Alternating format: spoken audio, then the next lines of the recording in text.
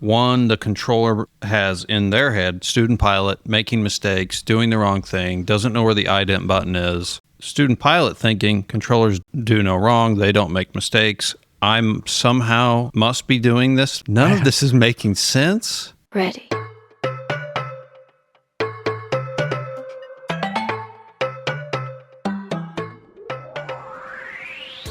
Welcome to Opposing Bases Air Traffic Talk, an aviation podcast by two air traffic controllers and rated pilots who love to talk about flying, controlling, and everything in between. The show is for entertainment purposes only and should not be used as a substitute for your instructor, your supervisor, the FAA, the NTSB, or your CAT. The show will give you a better understanding of how things work in the National Airspace System and maybe even make you laugh along the way. Please welcome retired Army pilot Alpha Golf and first officer at Penguin Airlines, Romeo Hotel.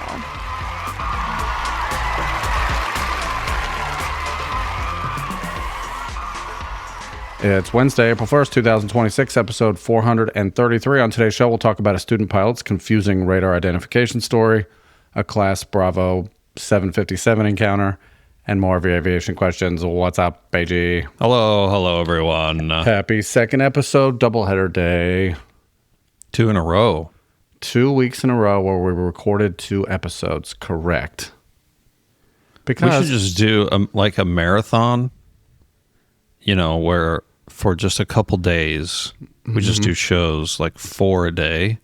And then we just take a couple months off. So we could do that if our show was slightly different format. We do rely on some timely stuff to keep the conversation moving. Right. Now, there are certain parts of it, though, that, the emails are, not yesterday emails, but the shell of a show could be done ahead of time. But there's parts of it that we need the flow feedback. of current information. Right. So yeah. We alluded to this last week. My April schedule is not conducive to Wednesday recordings, and that's our overlap day. So thank you for doing doubles with me, and thank you to the live stream for keeping up with us for 2 weeks in a row on these super long episode recordings. Yeah. Well, it works out for me because I have next week off anyway. Excellent.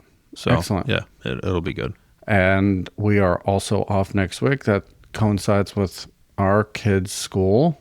Yours are off next week, not this week? Mm-hmm. Oh, good. Next week, yeah. So, yeah, here we are. The weather's nice. It's starting to turn into spring here. It's feeling more like spring. Oh, yeah. The pollen got rained away for at least a minute or so. It's a little bit different this week than last week. It was like green everywhere. Now I don't feel like there's as much pollen. There's still some. There's some. Yeah. But it's not as bad. I'm tolerating it better than when I first moved here. For sure. Because normally, like right now, I would just be completely miserable. Uh-huh. And I feel okay. Okay. Well, last week I did not feel great. And my wife says, why don't you take this little, pill? Because I'm afraid of taking pills. Because I don't like pills, yeah. I know there's a list of things we're allowed to take, but I'm with you. I don't want to be on the ones that aren't, I take the wrong one, and some of them are non-drowsy, but some of them are not non-drowsy, and that's not a good mix. Yeah, you don't want that. It's super illegal. So, yeah, I'm ready to jump right in. If you are, all right, let's do it. Since 10 minutes ago, we have 2 new supporters on the iceberg, Kilo Whiskey and Juliet Bravo, are new to Supercast, our premium feed. If you want to find out more about that, you can go to opposingbases.supercast.com. Supporters get every episode on time with no delays. We're going to be like 4 weeks ahead after this. I think this episode comes out at the end of April. They'll access to our live stream recording, bonus audio, and a direct line to us through our supporter-only email, which is how this show is made. Emails, questions from our listeners, and we do our best to answer those. You keep the show ad-free and community-supported. Thank you for joining us. Thank you, everybody. Mm-hmm.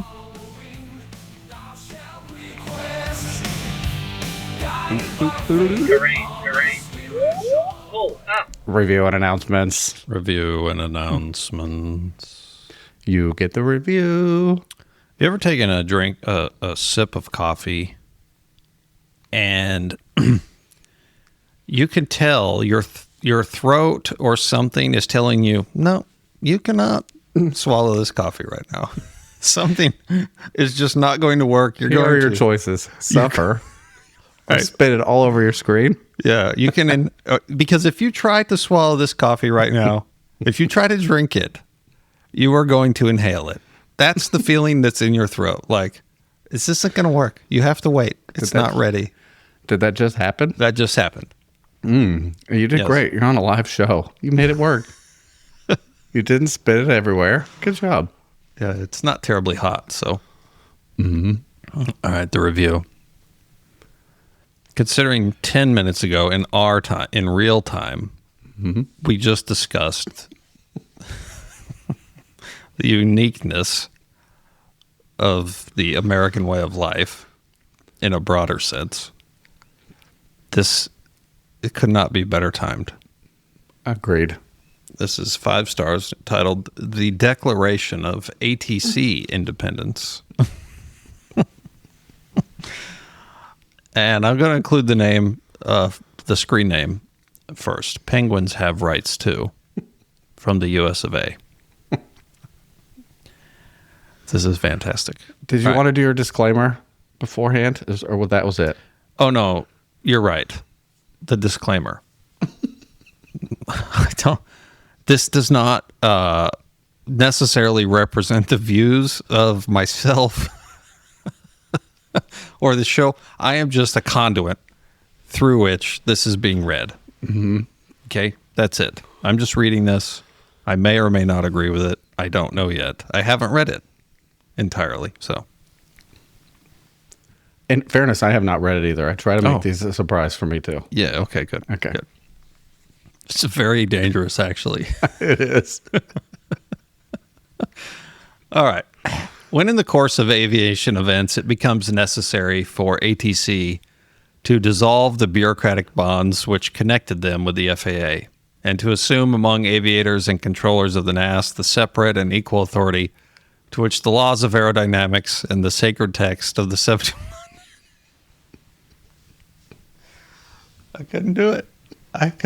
The sacred text of the 7110 entitled them, "A decent respect to the opinions of pilots requires that they should declare the causes which impel them to subscribe to the podcast known as Opposing Bases.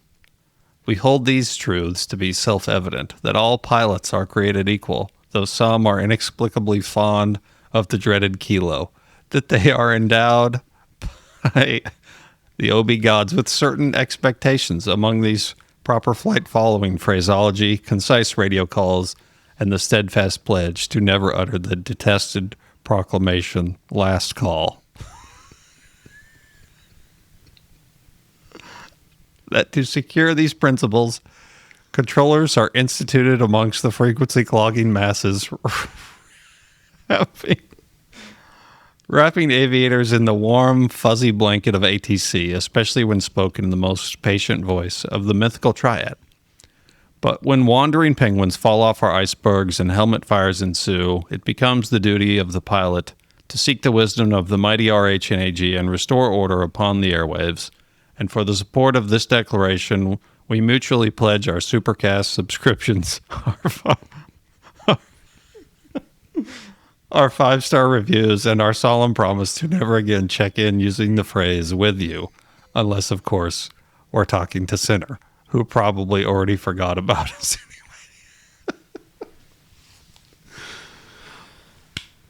Bravo. Well done. Crowd noise. Well done. Someone please put that in for an OB for 2026. There's already stiff competition, and we're in our fourth month now. That was fantastic. I love it. Very good. Well done. Okay, moving on to announcements. Number 1, I think there's only one, from Supercaster Golf Bravo. I started listening to OB when I was an av geek and flightless, like your penguin mascot, but a Discovery flight gift from my wife led to lessons, and yesterday, at the age of 56, I became a private pilot. Congrats. Awesome. It took a year and 3 instructors to get enough penguins onto my ever-contracting iceberg, but I was too stubborn to quit. It's now on to instrument training, which will hopefully help me understand more of what you guys talk about on the show. Well, congratulations, Golf Bravo. That is awesome news, and good luck with your instrument. And you're never at an age where you can't start some form of training. So Yeah. 56 is young. 56 is the new 25. There. That's right.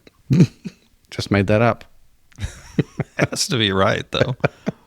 It has to be. Excellent. Thank you for sharing. For those of you who don't know, we do an announcement section on the show. We share your aviation milestones. And even if you don't think it's worthy of the show, send it. And it may end up on here. Yeah. Cool. Excellent. All right, moving on. Moving on. Music. Timely feedback. Timely feedback. I felt special on that one. Very robotic. There are two of these. Which one would you like? I'll do one. Go. Number one from Emperor Captain Juliet Lima Sierra, who summarized. I did the summary. Sorry. You summarized with some quotes based on the question, will ADS-B eventually replace the spinning radar? RHNAG, I was very happy to hear you liked my review. Finally, a podcast that makes me feel less dumb and more informed in my feedback about GPS antenna jamming GPS antennas. Great job. Both pronounced the way you would have aimed to pronounce it recently. Okay, thank you. You notice I didn't say right or wrong.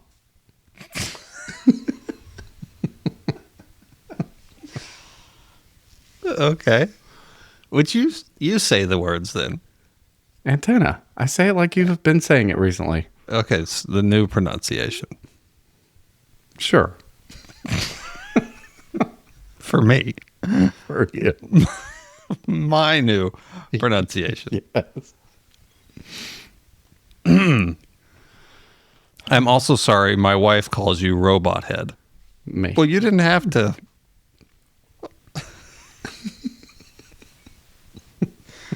Didn't have to include that apology. You could just not know. I think it was in the first feedback. Right. They did. Okay. They did reveal that this was my nickname. It was Robot Head. It was the Robot Head. Right. Okay. We're struggling here. I think we're just... Take a deep breath. We're going to make it. We're getting derailed. We got the giggles in the middle of church here. It's got to stop. Okay.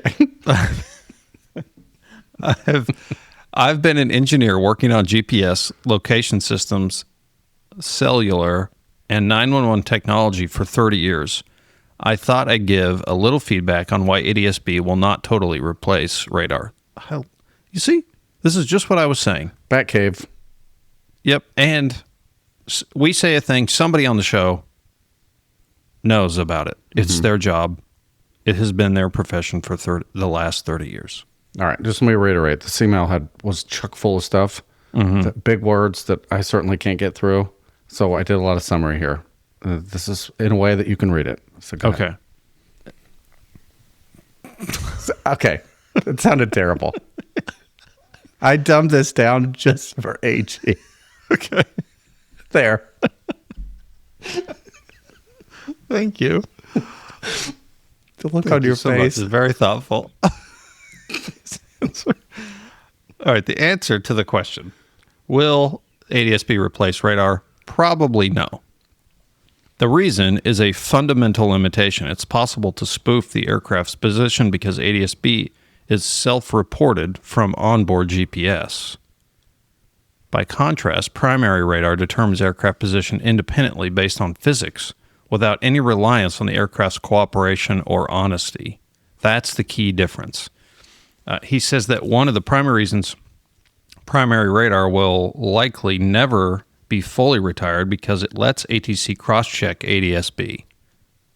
Bottom line, the system works best when radar and ADS-B are fused together, validating each other. All right, it is a dream of mine. That's where this stemmed from. Because we fly over the water, and I know somebody can see us.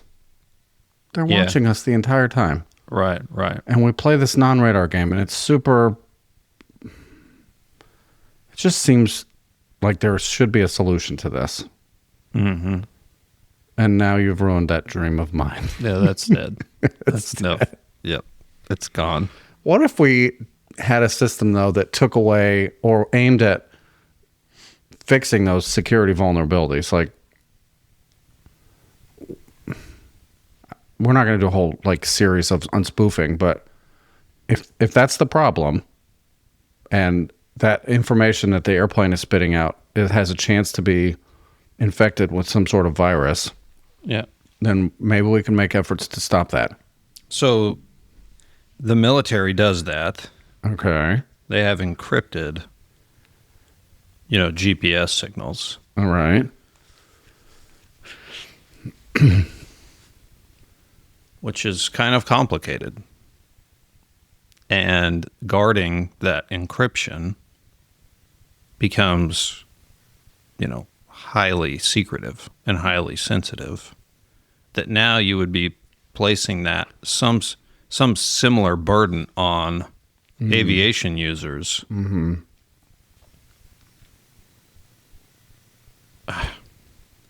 You would just have to have some kind of a password to make it simple, I guess. Mm-hmm. Some sort of key for the user. Right. Interesting. That then, okay, so everybody with a Skyhawk, right, has to have this encryption key. Mm-hmm. Well, now it feels like it's getting kind of easy. Yeah, we've opened up. Right. Yeah, the secrets are out, and they're no longer secrets. Yeah, I get it. So if you're not understanding what we're talking about, in the primary radar, what is the solution that has been used for air traffic since the beginning of radar, the spinning antenna you see at the airport, that obviously can't be located everywhere in the world.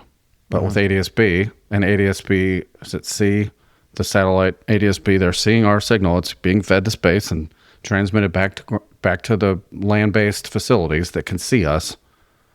There's apps that track us. They know exactly where we are. Yeah. There is vulnerability there for security, and I can appreciate that. And I don't have all the solutions, but it's frustrating because I feel like in 2026, there has to be a better solution than these non-radar games we play when we know someone can see us. Yeah, we're so close. Mm-hmm. We're so close for it to be an official kind of thing. Yes. And then Juliet Lemasier is just telling us that that's never going to happen. But what if you took another source of data that isn't corruptible, like your IRS, and then integrated it? It did a check off of, at least for transatlantic, transpacific airline stuff, who has that $300,000 box sitting in the avionics compartment, it can talk to the ADS-B and say, is this, are we good? Is this where we are? Yep, this is where we are. Within X amount of miles. You may get an offer to be a contractor now and work for some DOD facility. Yeah, that might be it. Some sort of internal check. Hey, GPS is getting spoofed. Does it match the IRS? No. Which is correct? IRS. Feed that to the ADS-B machine and make it so. Right. You heard it here. We just lost millions in a deal. Just millions are gone. Someone just stole that idea. But at least we have proof. Yeah, you heard it here first. All right, thank you for that feedback and for crushing my dreams. Number 2, from Supercaster Juliet Romeo, hello, AGNRH. I really enjoyed episode 430 and the quick interview with MJ on Rich People Airport. I've flown in and out of there many times with Buckeye Fractional, and the controllers do a fantastic job of working traffic in and out, especially when the winds are less cooperative. I love flying into Aspen, but it's an airport you have to treat with respect on both departure and arrival. The 2 publicly available approaches, runway 15, have decent angles. Oh, oof. 6.49 and 6 that's very steep. That's double. It's over double the standard descent angle. Yeah. For their localizer DME, although some operators have authorization required approaches with shallower descent angles. Yeah, the TERP self can kind of allude to that, how those are designed, but that would not work in some airplanes. You wouldn't be able to get the airplane configured in a way that can go down this space shuttle type of descent. So that has to be amended to be closer to a 3-degree glide slope. And companies, it seems like they can do that on the side. But the localizer DME Echo is unique in that you fly one localizer inbound, but fly a different localizer back course outbound on the missed approach. to the Lens intersection, which is part of the departure we heard about on the last show. Flying outbound on the back course does provide normal sensing. Okay. I wondered about that because when you look at the departure procedure, it shows the localizer being just pointed off in some random direction from the runway. I'm like, well, what? Is that the approach localizer? Are we doing a localizer alpha approach here? Yeah. Because it's so many degrees off. So, but that's just for the outbound. Interesting. That is interesting. Rich People Airport is indeed getting a new runway next year, which will change the wingspan restriction that MJ mentioned. At least 2027 is the latest time frame I've heard. The runway is being shifted 80 feet to the west to increase the distance between the runway centerline and the taxiway centerline to 400 feet, and the runway will be widened to 150 feet. The current wingspan restriction is 95 feet, which will increase to 118 feet once the new runway is complete. Sincerely, Supercaster Juliet Romeo. That will open up a commercial operation. I would be willing to bet Airbus. I don't have those numbers in my head, but that seems like it would open up a whole nother conglomerate of planes that could go in there. Yeah, that's probably the idea. Our mountain airport that we fly to in my fleet is special qualification. There's only a handful of captains that are qualified to go in there. And it's because of the terrain and all the things, but that seems like that's plausible with this wider runway and a bigger wingspan between the taxiways. Ooh, imagine being a passenger going in there and seeing that from the back, like watching an airplane pass off your left as you're leaving. It seems crazy to me. Yeah. All right. Anything to add to that one? No. Thank you, Juliet Romeo. Good hearing from you. And for the feedback, I'll follow up on Rich People Airport. All right, moving on. Playing jam music. No. Oh, you need to get that picture on the screen. Okay. This week's show topic is brought to us by... Why did I not put their email in here? I can't remember right now. I'll go look on who sent this to us. They sent us a link to a YouTube video that we are obviously not going to play a video on the show because we're a podcast. It's audio. We're going to play the audio from that. I did my best to shorten it. It's about 8 minutes long. All required information for this. There's really nothing that can be taken out. It's all relevant to the conversation that we're going to have following it up. And if you want to get that map up, kind of show the different areas we're talking about. And be patient. There's going to be a good conversation after this. And some of you hearing this for the first time are going to get a little frustrated. Yes. Yep, I'm working on that. Okay. I'm ready to hit play on the audio when you are. I know you can't do both those at the same time, so I'm just giving you a second here. I've messed it up. Okay. Let me get ready to play this. All right. I'm ready. 3, 2, 1. Air 13 Charlie Bravo. Air 13 Charlie Bravo, were you flight following the Navasota or VFR? Flight following to Navasota 13 Charlie Bravo. Air 13 Charlie Bravo, squawk VFR, frequency change approved. Air 13 Charlie Bravo, squawk VFR 1200, and if you want flight following, make a request with Tom Ball on 119.7. Houston departure, Skyhawk 13 Charlie Bravo, requesting flight following to 60 Romeo, and this is student solo. So 13 Charlie Bravo, Houston approach, ident. Been trying to get you since you left Hooks. You have me now. Air 3 Charlie Bravo, ident, and say altitude. Ident and altitude is 1,600, 13 Charlie Bravo. Air 3 Charlie Bravo, still waiting for the ident, turn northbound. Ident and turning northbound, 13 Charlie Bravo. Air 3 Charlie Bravo, radar contact, 15 miles west of Dave Wayne Hooks. And just be advised, I didn't get the ident yet. I'll try it again. I've hit it 3 times now. Air 3 Charlie Bravo, and you're continuing left. Just fly heading a 350, heading 350. Fly heading 350, 13 Charlie Bravo. It's showing ident on my side. Is it not showing on yours? Negative. I'm not getting anything on this side. Just have checked out later. It's not a problem. Number 3, Charlie Bravo, you're turning back to the south, right turn, heading 350. There's traffic just southeast of you, westbound at 2,500. You want me to turn to the south or continue on 350? No, I went you on a 350. You were turning back to the left there, so just turn right heading 350. The traffic south of you. I'm showing 350. Charlie Bravo, I currently show you on a 320 heading. Oh no, it says 350. The 2 Charlie Bravo, I pretty much show you due northbound now, and what is your request? I'm requesting to go to 60 Romeo. You just going VFR to the field, or are you looking for an approach? A VFR to the field. The 3 Charlie Bravo, Navasota, turn left heading at 320. Turning 320, 13 Charlie Bravo. 3 Charlie Bravo, I'll show you on a 080 heading now. I've got a heading of 320.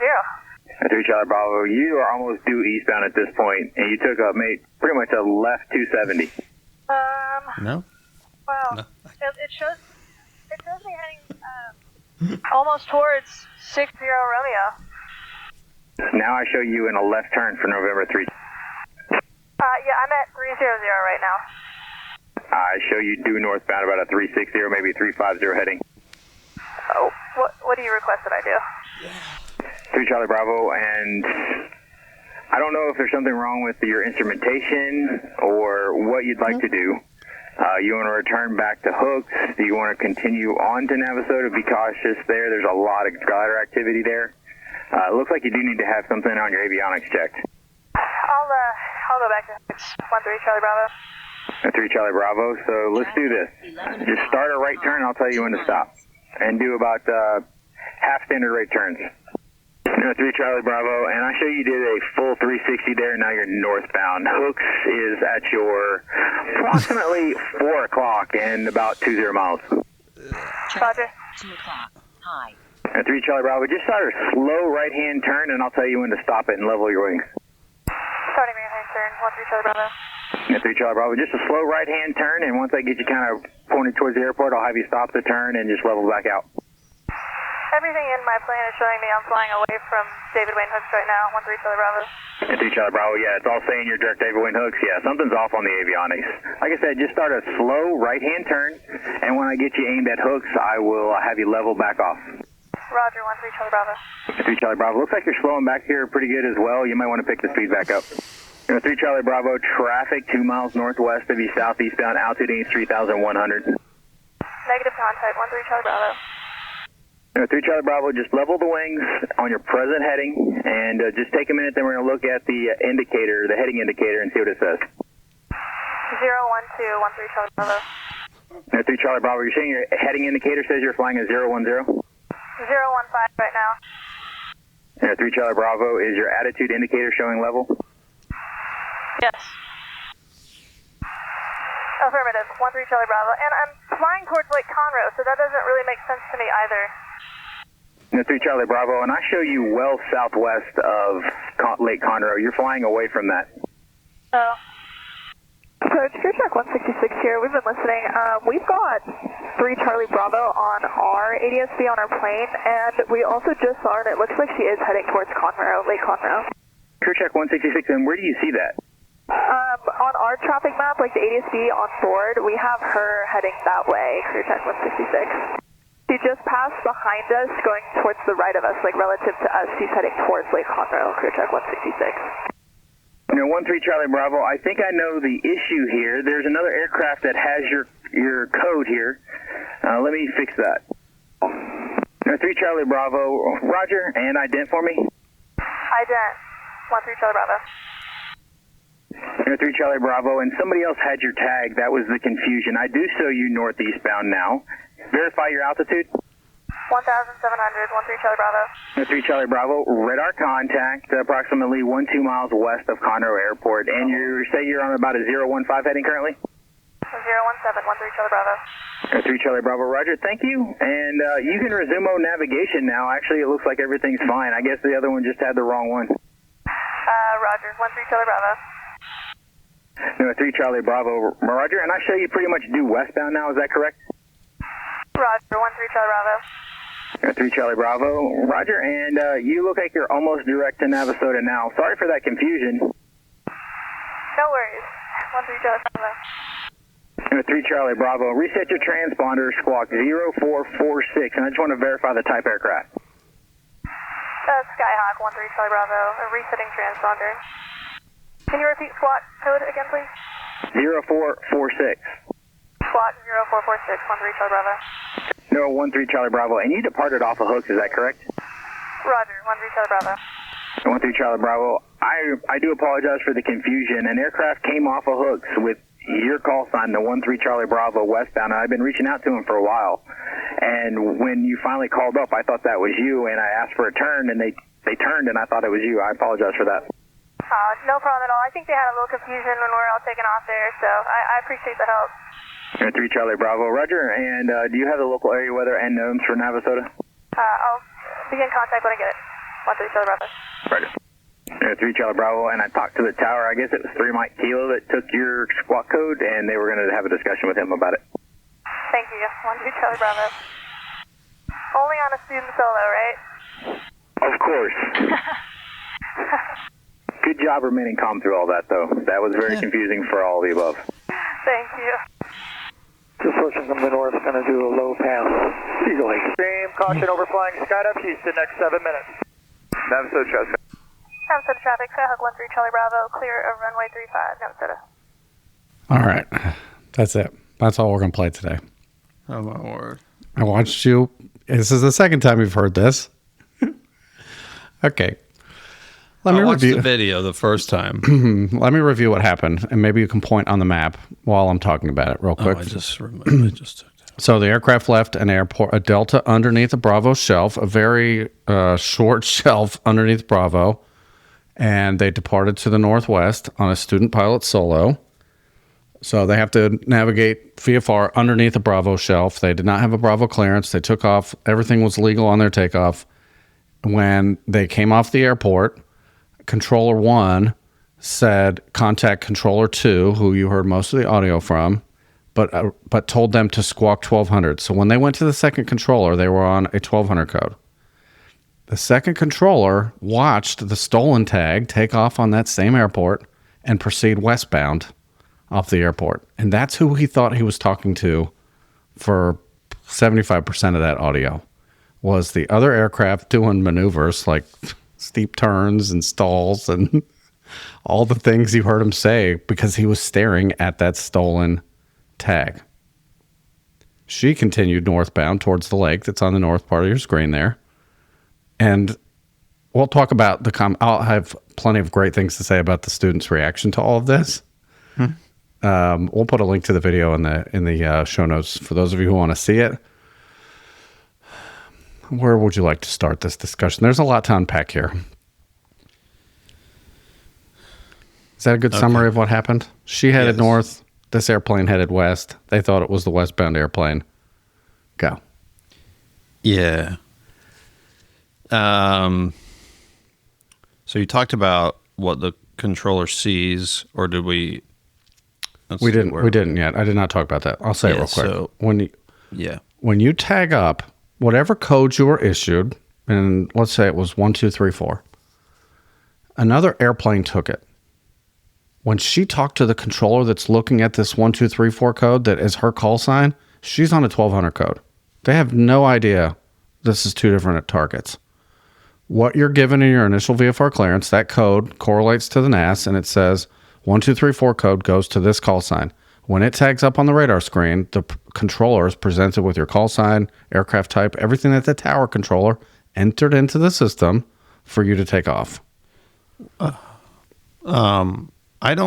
My guess is she wasn't on a 1200 code. She was on her code, but the other aircraft tagged up first.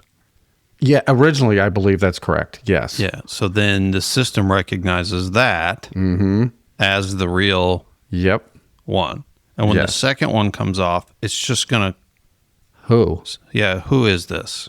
Who? Imposter. Yep. And they gave her a 1200 code and said, contact this other person. Be gone.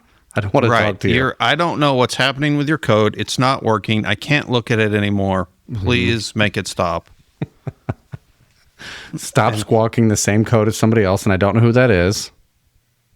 Or, yeah, I mean, that might not even be, that might not even have, that controller may not have even realized that that's what was happening. Just on the wrong code. I don't know why. I'm too busy to deal with it. Go to a 1200 code because it takes up less space on the scope.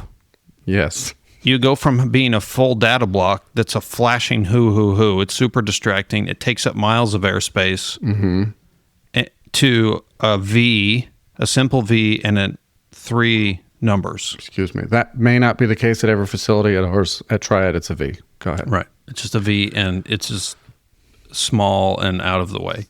All right, let me phrase it this way. Distracting. You're the second controller. She calls, and you're looking at the aircraft target that stole that code. Explain what's happening in your brain when she's not doing what you see the target doing. Right. The student pilot part of this is what's playing into the controller's mind. Okay. That leads him down this path if I had to guess. This is a student pilot solo. Maybe she's lost. She's maneuvering wildly in an attempt to just go on a straight cross country. Why does she keep turning? Flying around like a crazy person. So he asks her to ident and doesn't see anything. He's looking at the wrong tag, right? So then he asks for a turn northbound, which she does, but imposter plane, who's out there doing steep turns, okay, is not complying with these instructions for some reason, but does do enough of a turn, more than 30 degrees, for the controller to go, oh, there you are turning. They did say radar contact very early in audio. Yes.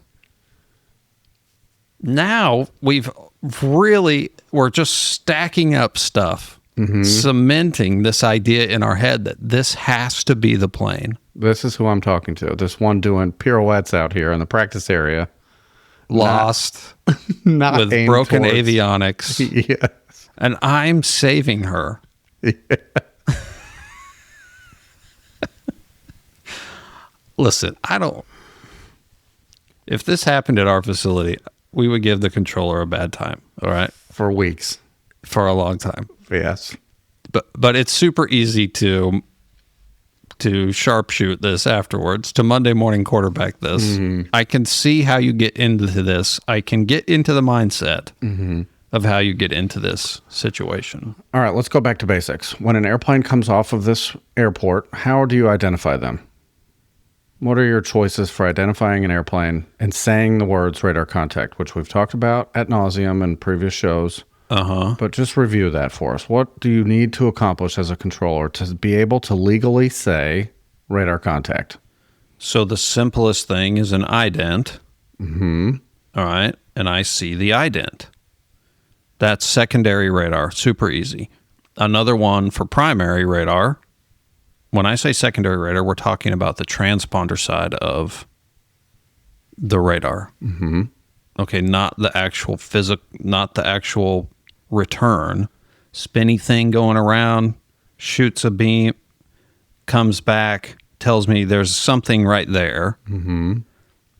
So secondary is just the transponder. Primary is the actual radar.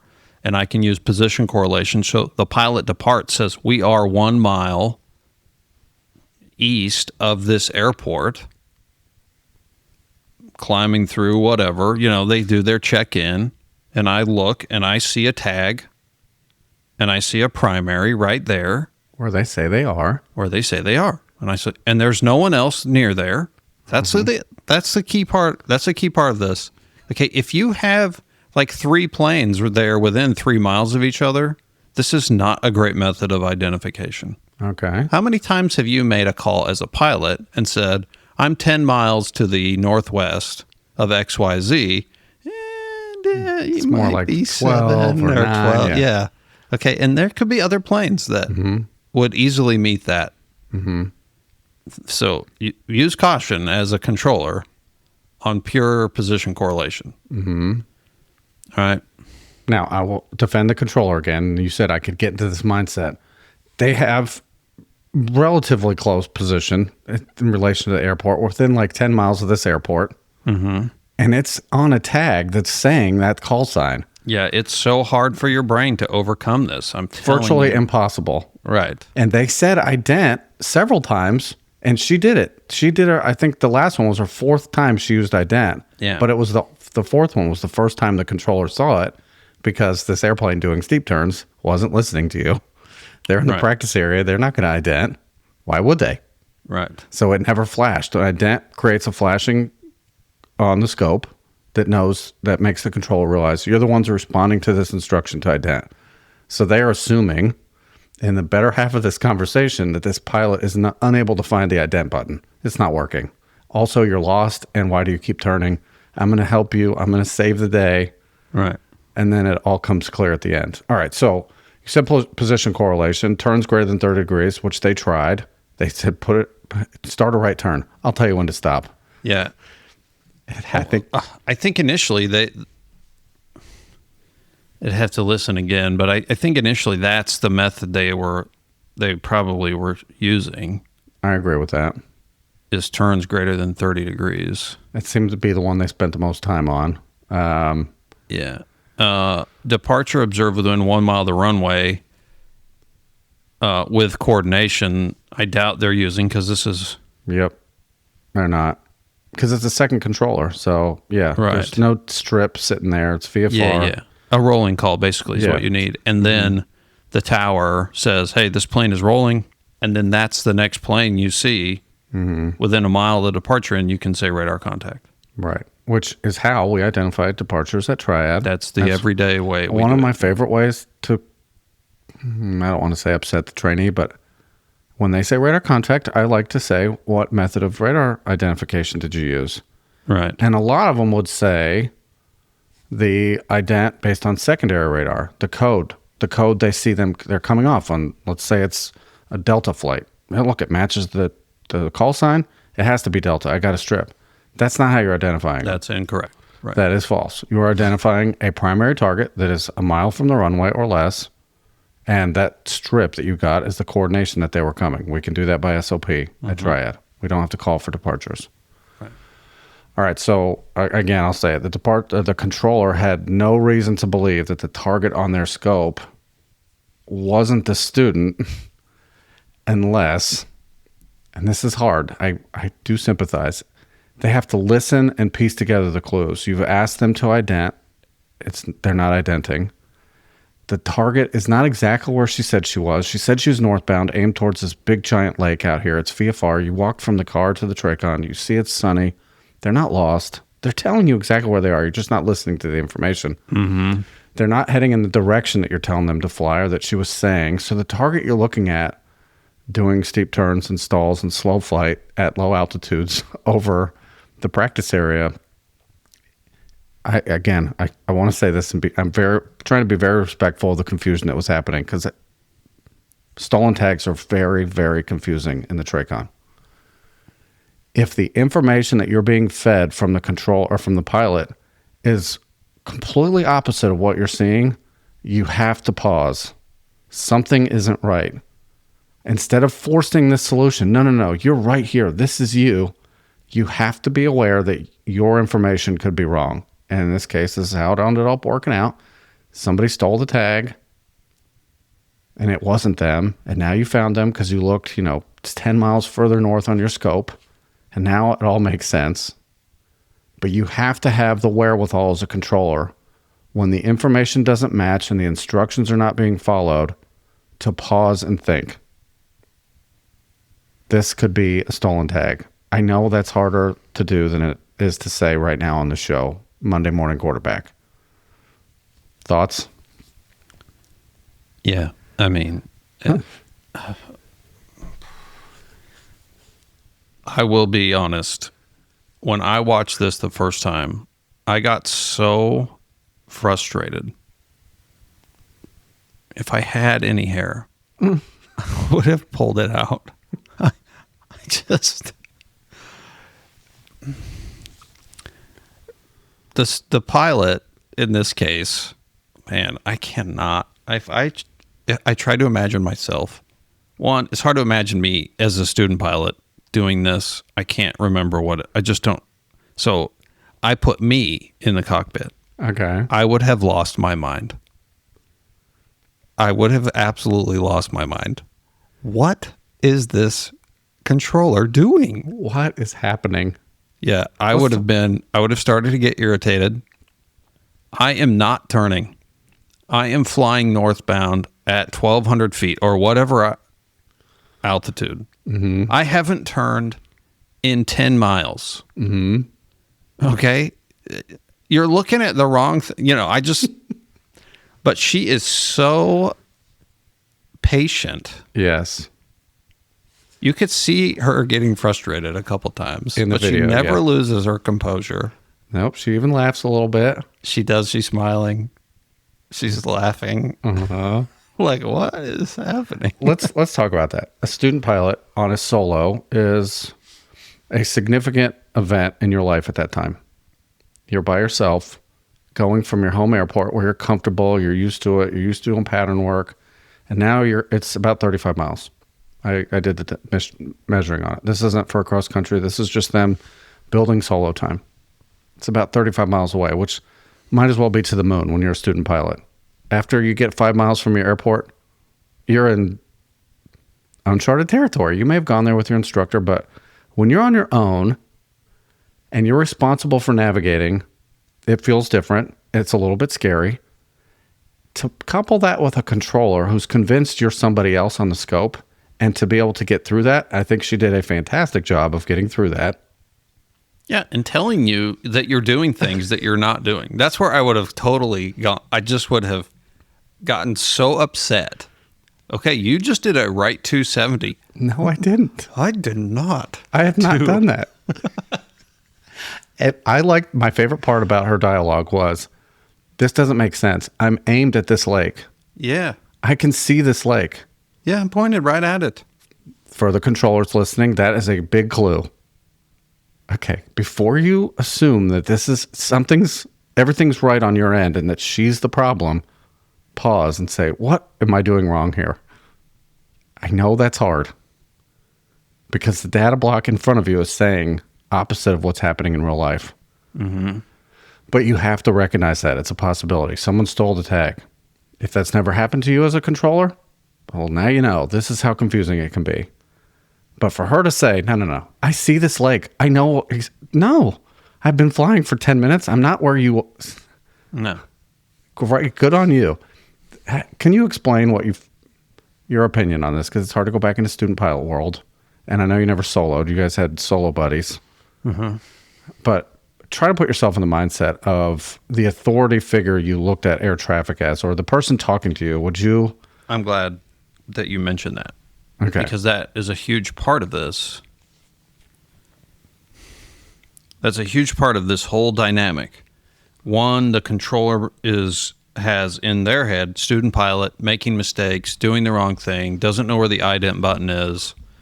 How could they possibly get to the point of soloing and they don't know this stuff? Mm-hmm. Okay. Student pilot thinking controllers don't do no wrong. They don't make mistakes. I'm somehow must be doing this stuff. None of this is making sense. Imagine that. Imagine that feeling. You're like, yes. I did it. I planned this route. I'm aimed towards a lake. I'm using all my pilotage skills that I was taught. Right. This is fun. And this controller is just like making me feel like I'm lost. They come in and just completely blow up the whole thing. And now you're left wondering like, well, they must know where I am. I'm on this code or what? Uh-huh. But at some point, reality is really tough to overcome. It is really tough to overcome eventually. Mm-hmm. But see, your brain can lead you down this path that once you believe a thing, everything else that happens must then fit into that framework. You have to somehow get yourself out of being so set in believing that. This is used for the pilots. We don't have as many controllers that listen, so it won't be as useful for them. But it's useful for you as pilots to hear something like this and understand when this starts happening and that's not making sense at all. They're saying things you're not doing. You know you're not. This is a thing you could just say, hey, is it a stolen tag? The first clue, the first fork in the road where we turned the wrong direction was the ident part. Mm-hmm. Okay. And we don't get an ident. We need to recage our mind right then. Okay. You're telling me you're pushing ident. I'm not seeing it. Am I seeing it somewhere else on the scope? Mm-hmm. Zoom out. Yep. Where else am I? Is it somewhere else? Mm-hmm. A position, asking the pilot, these would have solved the problem very early on. Mm-hmm. The ident thing, and having the pilot say position. Mm-hmm. Yeah. Where are you? If the controller said say position. Say position. Okay. And she says, I'm 10 south of this lake.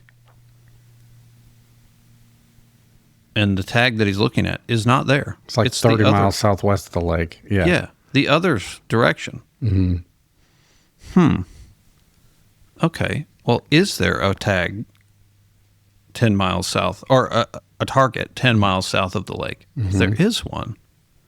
Okay. Ident again. Now it's identing. Now you see, oh, now I have position and an ident. Mm-hmm. Now I see what's happening. But when you allow everything to become part of the narrative that you've constructed in your brain, that this has to be the plane, it has to be. Recovering from that is, as we can see here, is almost impossible. Yep. Without a third party. Yeah, the person who said, I see them on my screen. I just passed the plane. We just saw them over here. And we're up by the lake she said she was close to. Yeah, they're just behind us. And he's looking at the scope going, huh. Like it takes a third party coming in and going, well, you guys are talking crazy. This is crazy. This is not. I see them. They're over here. Another element I don't want to forget to talk about. Being underneath the Bravo shelf, it doesn't matter if you're student pilot, private pilot, instrument pilot. If you're on VFR underneath the Bravo shelf without a clearance, that is this overlying, literally and figuratively, stress of navigating in this area. And the shelf is big. So there has to be running through her brain. I don't want to bust Bravo. I don't want to get in trouble. Am I lost? Why are they talking about my instruments being wrong? Are they wrong? Like, you don't have the experience set to say, right, I'm right, they're wrong. But you did it. The student did it. They stayed strong. This is what I'm doing. Really, this doesn't make sense. Yeah, stayed calm. I hope your instructor saw this. I hope the facility watched this afterwards. It's a great lesson. It is. For everybody to stop making assumptions, realize this can happen. With the ADSB beacon button we have, what do we call that? The beaconator? Mm-hmm. That button would have also solved this problem. Mm-hmm. Because the controller would have seen, like, wait a second, this doesn't even match this. Huh. See, now that's another thing. That's another little thing that is playing in here that they removed. You remember, call sign mismatch. They took it out. Controller said, I don't want to look at that anymore. Mm-hmm. It's too many. Too many people are doing that. It's too confused. It's annoying. This flashing thing on the data tag, because the NAS call sign doesn't match up with the ADSB call sign. Right. In like, life flight missions or pilot and pause where they have a different call sign, care call signs, they don't match the end number, and that was frustrating for controllers. But this does make a very good case. Because that would have happened here. It would have never, and this would have never occurred. Right. They would have had every confidence that that pilot was in a different place because of the wrong tag. Right. What else do you want to talk about on this one? We said the pilot was awesome. Great job. We said the controller was confused. We defended them. Yeah. Like I said, we would give him a hard time, but it could have happened to anybody. Mm-hmm. And that's if controllers are being honest, they know that's true. Just like recent events that have happened, we realize that a simple mistake, that anybody can make it. Anybody can make a mistake, and sometimes the consequences for that are nothing, and sometimes they're not. Sometimes it's a little bit more serious. And that is part of what can be tough about this job. When you look at an event like this or something worse, you just realize, man, that could have been me. It could have been me. Mm-hmm. You try to put things in place to prevent that. Just like this conversation we're happening now is now a thing where if this is happening to me in the radar room, this conversation is immediately in the forefront of my mind. Oh yeah, this isn't making sense. What's going on? Mm-hmm. Where is this plane really?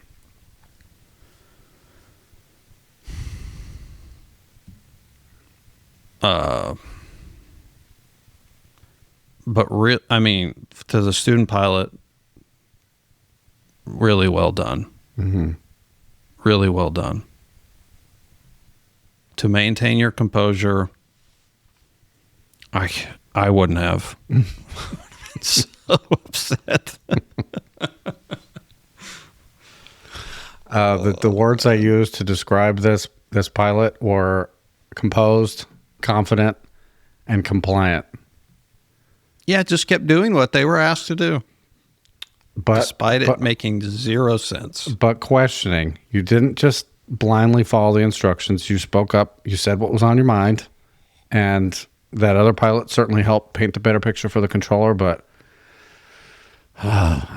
it's difficult for us to get back into the student pilot mindset. But I'm telling you, this was a huge event for them. And to get through this the way you did speaks volumes about your training, and you'll be a better pilot for it, I think. So good for you. I want to say kudos to the career track pilot, the CFI, I'm assuming, from that aircraft, also training, that spoke up, that is maintaining awareness of what's going on the frequency, on their ADSB, things that are happening around them, enough to realize, no, that plane that he thinks he's talking to is not where they are. Like, this isn't adding up. It's not adding up to me. I think most pilots probably wouldn't have spoken up. Agreed. Because they would be wondering, if I say this, is the data I'm getting correct? Like, what? Maybe I'm looking at the wrong thing too. Right. Or they're just not paying attention at all. They're worried about their airplane, and they're just that conversation happening. I'm just waiting for my call sign. I'm underneath a Bravo, or I'm in a Bravo. I'm doing what they say. I'm not getting involved in that. That's a good point. That's a good point. Yeah. Because that was the turning point of this event. Mm-hmm. I do appreciate that the controller apologized. Right. And admitted that it was something on their end. It was a stolen tag, and they apologized a couple of times. Student pilots should not be asked to do some weird stuff. Now, turning at half standard rate, I would qualify that as weird. That is super weird. I would not expect a student pilot to know what a standard rate turn was. Right. Like, wait, what? depending on where they are in training, like what now, half standard rate? What? All right. Anything else before we close that one out? Oh, okay. Very cool. Thank you for sending that in. I said I would find out in the middle of the feedback. A Supercaster sent that to us. Thank you for providing us with an awesome video and open up a great conversation. Moving on. Play music. Feedback time. feedback. I'll get number one. Okay. I feel like you were on top of your game there with contributing to the controller side. I really like that. Thank you. I appreciate that. I'll give you a rest. From Emperor Captain Bravo Sierra. Hello, AG and RH. I hope you and your families are doing well. I had something interesting happen on my last flight that raised a few questions. I will be concise and clear on this, and unlike some other feedbackers I know, I was departing from south of the Grits Bravo, going to my home airport, which lies to the northwest boundary of the Grits Bravo. We were VFR, and we picked up flight following. We were cleared into the Bravo in the corridor, as I've done many times. It is important to note that when you get cleared into the Grits Bravo, you will be vectored to put you where they want you. There is a narrow VFR corridor that goes directly over the east-west runways at rectangular Grits Bravo that we've talked about several times in the past. And we've said it on the show, above an airport, busiest airports in the NAS, might be the safest place to be is directly above them. Yep. There's no traffic. They're on the runways. The Grits approach was running west operations, and I happened to notice out of the corner of my eye an Acme jet was in a place that I wasn't used to seeing commercial traffic. The flight has made a very early turn to the north, heading at or near the departure end of the runway. I was watching this plane as it continued its climb, and was about 500 feet below us when it started its turn to the east. As I was traveling north, I pulled my throttle back to slow enough to cross in front of me. He was still below me as he was crossing in front of me, so wake turbulence was not a threat. I felt like the separation wasn't quite what it needed to be. I went back and uploaded my flight to a program called FlyStow.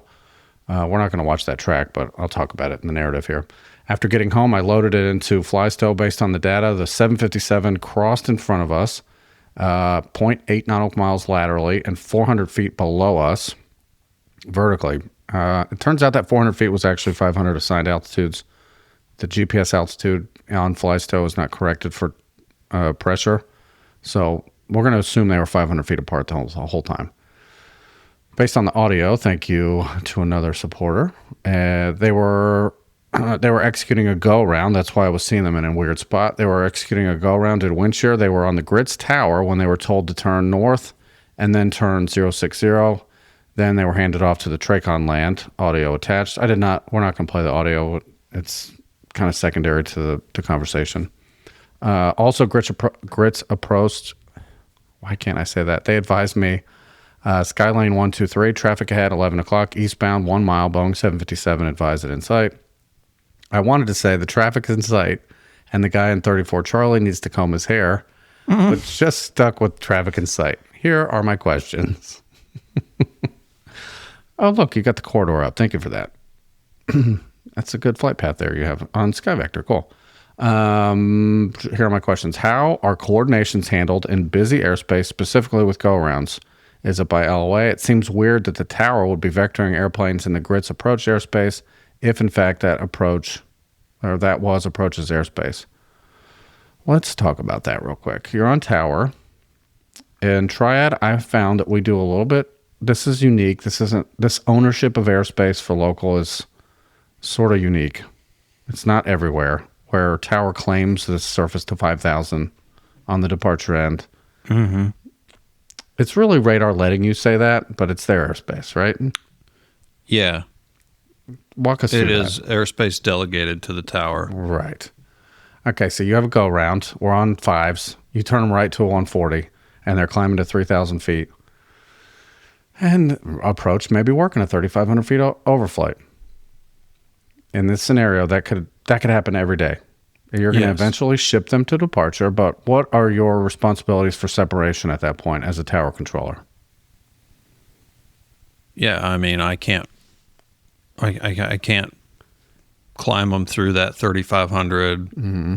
If I'm talking to that plane, I am responsible for not putting them together. Okay. What's the separation requirement now? We got an IFR jet. 500 feet. Okay. Target resolution. Okay. In Bravo, it's a little bit different. We need target resolution, 500 feet or 1.5 miles. In the case of the fly stow playback, you never had the 1.5 miles as you merged. You were about 0.8 miles apart, like you said. You had the 500 feet, though. So it seemed super odd for you to be getting that, but the tower was doing what they were probably by SOP with the Tracon doing. Mm-hmm. Hey, we climbed to 4. We turned to this heading. This is our getaway. This is our getaway from the airport heading. It doesn't conflict with any of our departure SIDs, and there are about 1,000 of them at this airport. Uh-huh. We're going to put them on a vector, and then we're going to ship them back to you. So it seems weird to you that Tower's vectoring them, but they have to get them moving in a direction before that handoff is effected. They probably had to call departure and say manual handoff because they weren't expecting to talk to this airplane. They have no idea who it is. Then they ship them. Any further on that question? The first question there, the coordination. Well, yeah, so it could just be one. It's not a normal situation. Who knows what other traffic is happening? The tower calls, says, "Hey, this guy's going around. I've got him on the heading. You know, I've got him on the SOP headings, climbing to 3 or whatever he's doing." Mm-hmm. And radar says, "Hey, put him on this heading." So now he's in he's definitely feels like he's in Tracon airspace. Tower still has him. Tower assigns a vector, which is what you hear. Mm-hmm. But that vector was from radar. Yep, assign. Tell him this, and then give him to me. Right, via coordination. Mm-hmm. So it's not unusual to have a plane that's not in your airspace that you're handing off or have taken a handoff, and the controlling sector assigning that via you through coordination. So agreed. All right, second question. Is it possible that the Grid's tower had me on their scope and knew that it was going to work out? I haven't memorized the separation requirements for the go-around commercial traffic versus a VFR general aviation traffic in Bravo airspace. Is it visual? Is visual all that's needed?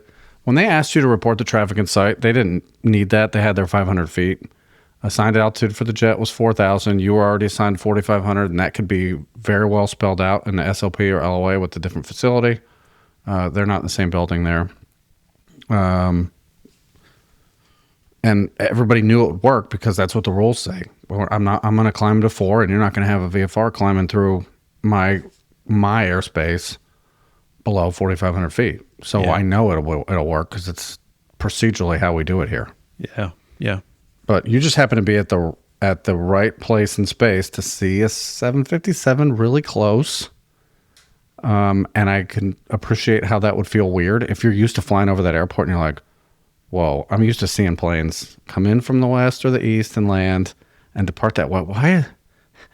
What is happening here? Mm-hmm. I can totally appreciate that. So the controller issuing traffic was probably because they had a limited data block, or now it could be the same one you're talking to that's being vectored back to final. They probably had to talk to 3 different approach controllers just to get back into the finals airspace. But yeah, and there's going to be a feeling that they have to issue traffic. Yep. Just because.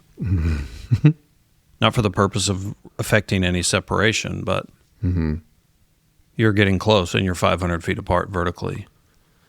I also liked issuing traffic when you've mentioned this in your feedback. I was in a Bravo. They assign you an altitude. They assign you a heading. This is a great time for the controller to remind you, hey, I gave you 4,500 like 15 minutes ago. I need you at that altitude. Traffic 11 o'clock and less than a mile, so 757 at 4,000. It sort of reemphasizes to you the importance of maintaining that assigned altitude. Right. Because for us to keep this legal separation, you have to keep doing what I told you to do a while back. Great point. It's a really good insurance policy. The controller's saying it politely. That is a great point. Yes. Thanks. Yes, I like that. That is because that is exactly what would be going through my head. Mm-hmm. Hey, I assigned you I assigned you a hard altitude, 4,500. Usually we do like at or above. Mm-hmm. At or above 4,500. And now, instead of me saying, hey, this is why I assigned you because of this 4,000 jet, I'm just telling you that they're there. Mm-hmm. Yeah. And it's a way for the controller to say, I'm aware of this. I want you to know I'm aware of it. When you see this plane that looks super close, we're all on the same page. This isn't a surprise. Yes. I know what's happening. Yep. That's really good air traffic because the traffic call was not required. Right. 0.8 miles is a long way. Traffic didn't merge. They don't have to issue it to a prop. Right? Yeah. Good all around. Well, let's see. They got to issue it to the other guy. Yes. To turbojet aircraft. Yeah, but when targets are going to merge, though, they didn't merge. I will say this about that facility. They are extremely conservative with their traffic calls. If you merge, they will give it to you. But they are not wasting their time giving non-merging traffic calls all day long. Mm. If they did, that's all they would do. They'd have to have a separate scope for traffic. Just for making traffic calls. I'm trying to nicely say we issue too many traffic calls. Yeah. They're not all necessary. Yeah. His was informational. I want you to know I'm on the same page. I see him too. Stay at 4,500 feet and everybody's going to win. Okay. Excellent. Bravo Sierra. You get the last one. Number 2. Number 2 from Supercaster Delta Papa. Hey, gents. Your Kilo conversation in OB427 reminded me of a night flight out of our local Class Charlie when a Skyhawk called up asking for flight following to Kilo XYZ. The controller on frequency, who is a friend of mine, keyed up and replied something like, "You guys have to stop saying Kilo. We're in the middle of the United States, and you're in a Skyhawk. I know you're going somewhere in the contiguous U.S. Now we have to start this conversation all over." I told him later I was going to make him a T-shirt, "Say no to Kilo," with a circle around Kilo and a line through it. New OB T-shirt idea? Cheers, Delta Papa. Yesterday. It was yesterday. 3 or maybe 4 aircraft in a row off of Coat Factory. Mm-hmm. Flight school aircraft going to the north-ish, back to their base. Okay. 4 of them. 3 of them said Kilo. 1, when they take off and they're going northbound, and I see your call sign, they all end in the same 2 letters. Mm-hmm. I probably know where you're going. Mm-hmm. Okay. I'm not going to assume. I will wait for you to tell me. But I certainly do not need the Kilo. And I probably don't need the 3 letters. Just say the name of it. Mm-hmm. Just say the name. Mm-hmm. And controllers, within 100 miles of their airspace, if it's like a 3-letter, now if it's some Whiskey 12 Charlie, kind of thing, okay, yeah, I don't know where that is. Mm-hmm. But if it's 3 letters, I probably know where it is by name. Mm-hmm. I know where it is, and I know what it is by name. You don't have to tell me the identifier. And you certainly don't need to put the Kilo in. Mm-hmm. I don't know a single controller that likes that. Tell us what is happening on the keyboard, why that's frustrating. When they said they had to start over again. Yeah. We haven't reviewed this in a while. Okay. I call up. I'm the guy that's coming off of that airport. Okay. November 345. I'm over Martinsville. I'm going to Richmond. But I say, Kilo, Romeo, India, Charlie. What have you done with your fingers? I started typing in the K, right? Because I'm thinking that's part of the identifier. Mm-hmm. Now, if you didn't say Richmond, but see, you said Richmond, so I already know it. I'm dumb. I didn't mean to say that for our argument's sake here. I meant to say Kilo, Romeo, India, Charlie. Oh, see? And that just right there, it already is irritating me. Stop it. Because we don't type it in. That's why. It's superfluous. It's just extra information. And very big word. Good so job. the order, call sign, origin airport, destination airport, type aircraft, requested altitude. When you start with it backwards, I can't type in. I don't get to go fill in the block. Mm-hmm. It goes in order. And this archaic DOS, era keyboard and system of typing, I can't go back and change. So I have to wait. Or if you don't tell me where you are and you just start out with it and the last thing you say is the first thing I need, you're stuck. And now I don't remember anything you said. Yeah. That's why he's saying we're just going to start over. And that's why so many times, if you call up and just say it concisely in this, no extra words, you say, November 123, off of Martinsville, going to Richmond, Skyhawk, 5500. Stop talking. And just say nothing else.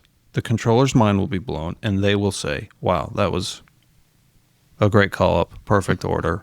Yes. Really amazing. And the angels will sing. Yes. Light will shine down out of heaven. Yeah. The show feedback was from Juliet Bravo. Supercaster Juliet Bravo. I found his initials. Thank you. Show topic, yeah. Yeah, and thank you, Delta Papa, for awesome reminder that we do need a new shirt. Stay tuned for that. We're working on that. And I like to say no to Kilo. And I love the Prop Hat Cat. I just did a recent thing on our keyboard and the dysfunctional keyboard. Yes, he did. It was really funny. It was. Why are these buttons blank? Why is the space bar so big? It isn't. That video made me realize there are several, over half of the keys I've never touched. Oh, yeah. Why are they we don't there? Use that. Well, they're for whatever, but for what? Did I tell you about this maintenance keyboard in the back room? You found a QWERTY keyboard, yes.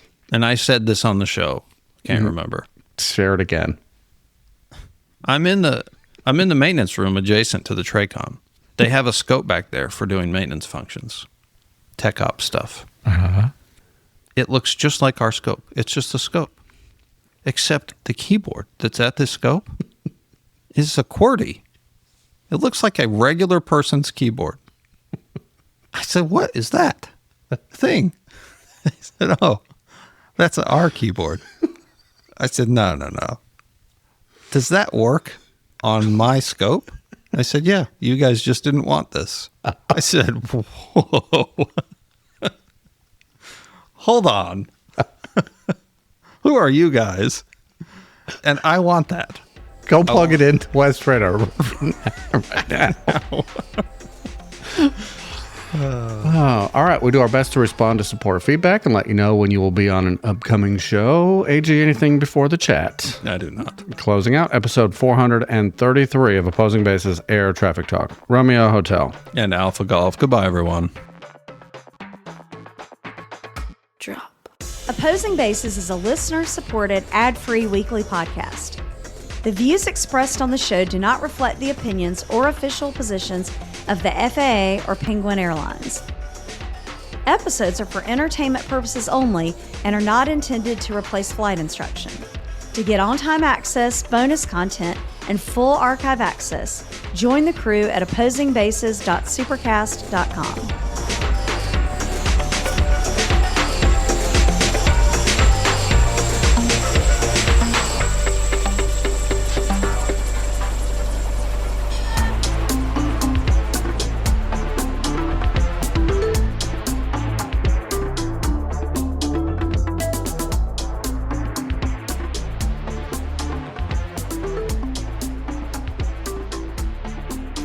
Drop.